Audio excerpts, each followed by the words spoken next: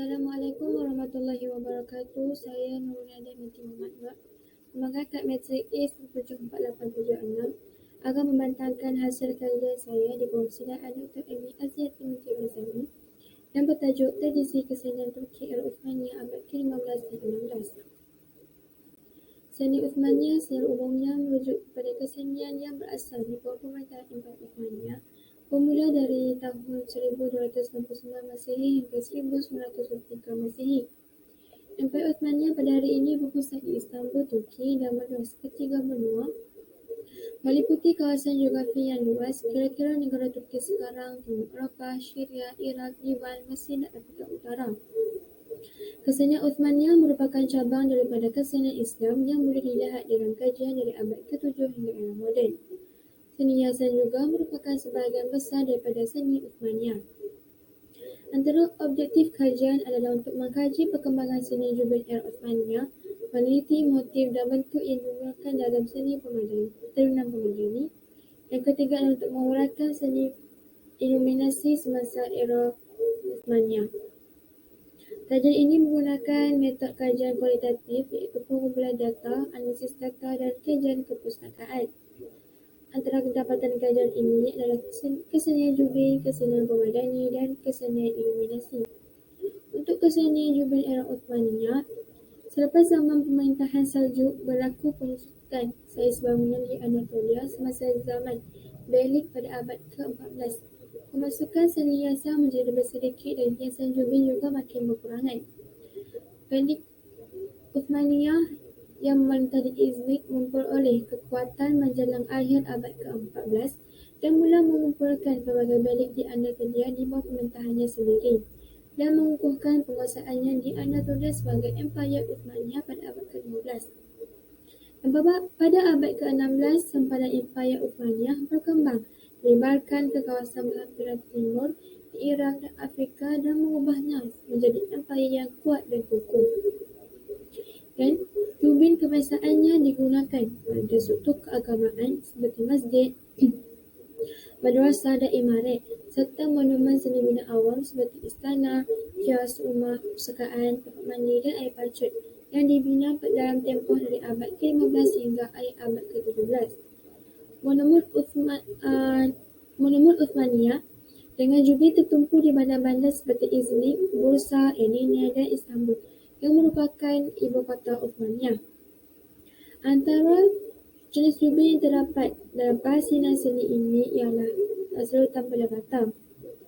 Pada zaman dahulu, masjid, surau, sekolah, makam dan menara sebelum ini dihiasi dengan serutan bata-bata yang tahan lebih lama dengan beberapa Jubil diletakkan di tengah-tengahnya. Antara kandungan yang terdapat dalam jenis Jubil ini adalah bentuk geometri berbeza, dicipta dengan serutan berwarna biru, biru kehijauan atau warna ungu, dan pada batu bata yang tidak ada serutan warna merah, dan disusun secara menegak, mendatar, zigzag dan menyorong. Jubil yang seterusnya ialah Jubil jenis rata. Jubil jenis ini kebiasaannya digunakan pada dinding bangunan dalaman yang ditutupi dengan plat jenis Jubil rata berwarna biru kehijauan, ungu dan biru gelap. Jubil ini mempunyai kualiti yang lebih tinggi daripada Jubil yang lain kerana ia dibuat daripada tanah liat yang lebih tebal. Penyediaan Jubil jenis ini dalam bentuk segi empat sama, segi empat tepat, heksagon atau segitiga yang digunakan sebagai gabungan kepingan yang berbeza. Jubil yang seterusnya ialah Jubil jenis timbul. Kebanyakan jenis Jubil ini digunakan pada batu nisan, manuskrip dan kaligrafi. Jubil jenis ini sering dibuat dengan corak kaligrafi timbul yang berlatar belakangkan biru tua. Perhasilan Jubil jenis ini dimulai dengan disertai dengan primer berwarna putih yang ditekap dengan acuan kaligrafi, yang disertai dengan warna biru gelap dan akhir sekali ia dibakar. Akhir sekali ialah Jubil jenis mozaik. Teknik ini digunakan pada bahagian seni bina yang berbeza dengan jenis-jenis sebelum ini kerana kebiasaannya digunakan pada bahagian dalaman kubah, lalu ke kubah, portal utama, dinding, hiasan dinding. Jubil ini dipotong dalam pelbagai bentuk mengikut reka bentuk yang akan digunakan dan dikumpulkan semula dan membentuk satu hiasan. Selain reka bentuk geometri dan tumbuhan, kaligrafi, kufi dan nasakh juga mula digunakan pada luar hiasan dinding dan pada bahagian dalaman kubah. Contoh bangunan yang menggunakan jubin jenis ini boleh dilihat di sini Nicholas dan Bursai Grimoires and Greatom. Kesenian seterusnya ialah kesenian pemadani era Uthmaniyah. Pada zaman awal Uthmaniyah, pemadani disusun kepada 4 kumpulan. Kumpulan yang pertama ialah pemadani dibahagikan kepada petak-petak kecil. Oktagon diletakkan di dalam petak tersebut dan rhombus digunakan di antara mereka. Kumpulan kedua ialah pemadani botol. Kumpulan ini menyerupai kumpulan yang pertama. Latar belakang pemadani dibahagikan kepada petak dan motif oktagon di setiap petak, serta rhombus digunakan di antara petak tersebut. Bahagian dalamnya dipenuhi dengan motif tumbuh-tumbuhan dan dikelilingi dengan hot kufi berjalin dan sempadan bercorak bunga.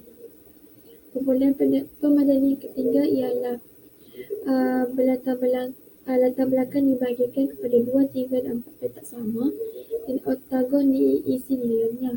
Bahagian dalam mereka dipenuhi dengan bintang 8 penjuru dan corak tumbuh-tumbuhan serta dikelilingi dengan sepadan kufi berjalin. Dan sekali ialah kumpulan keempat, menyerupai kumpulan yang ketiga dari segi teknik dan reka bentuk.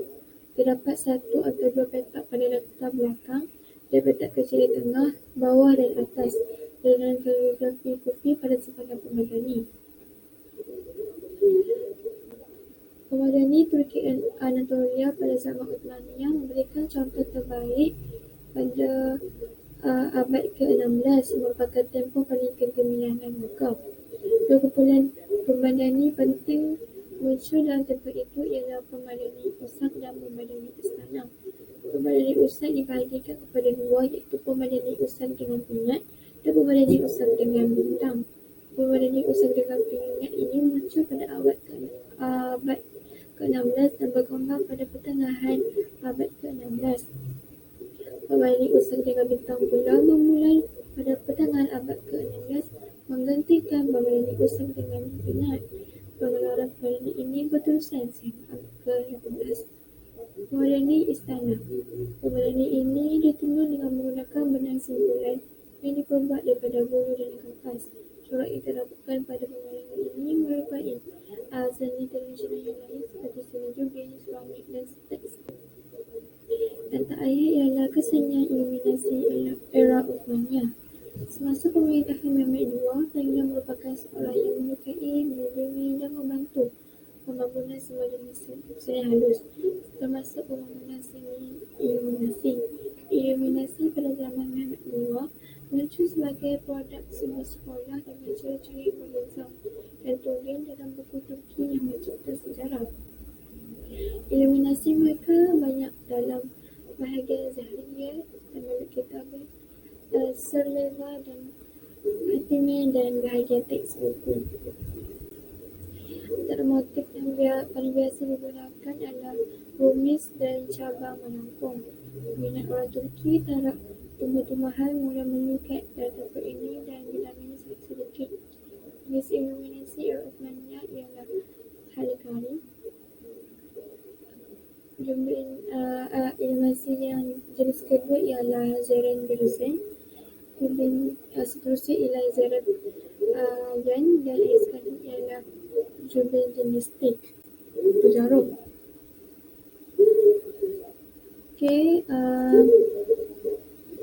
Untuk jubin jenis Halikari yang merupakan sulaman untuk pemadani jenis Halikari yang merupakan sulaman yang ringkas, cantik, semudah bagi semua hiasan.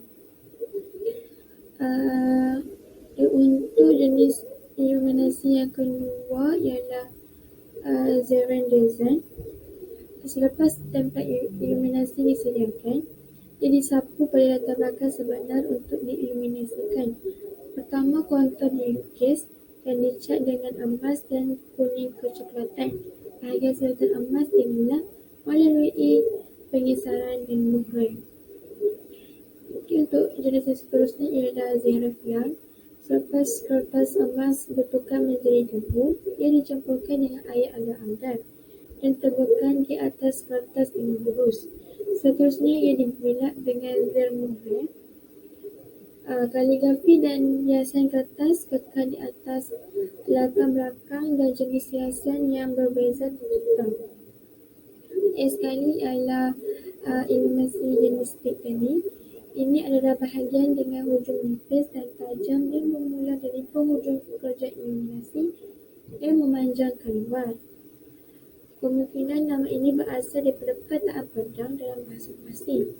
Dan tugas tik ini adalah untuk mencipta perkadaran dan keseimbangan antara bahagian iluminasi dengan bahagian yang dibiarkan kosong. Tik ini melembutkan peralihan dari bahagian yang diiluminasi dengan bahagian yang kosong. Kesimpulannya, kesenian Turki Uthmaniyah jelas mempunyai nilai kesenian yang tinggi kerana sifat iluminasi dunia. Madani dan iluminasi mempunyai kesepaduan motif dan warna yang hampir sama. Kesenian yang mengekalkan ciri dan nilai seni yang tersendiri. Oleh itu, diharapkan supaya masyarakat sedunia, khususnya masyarakat Islam, dapat meneliti, mengagumi dan aplikasikannya dalam kehidupan seharian. Kerana secara langsung, ia dapat menghayati, menghargai serta seni diciptakan dengan lebih mendalam. Sekian itu sahaja daripada pemaparan saya. Wabillahi taufiq wal hidayah. Wassalamualaikum warahmatullahi wabarakatuh.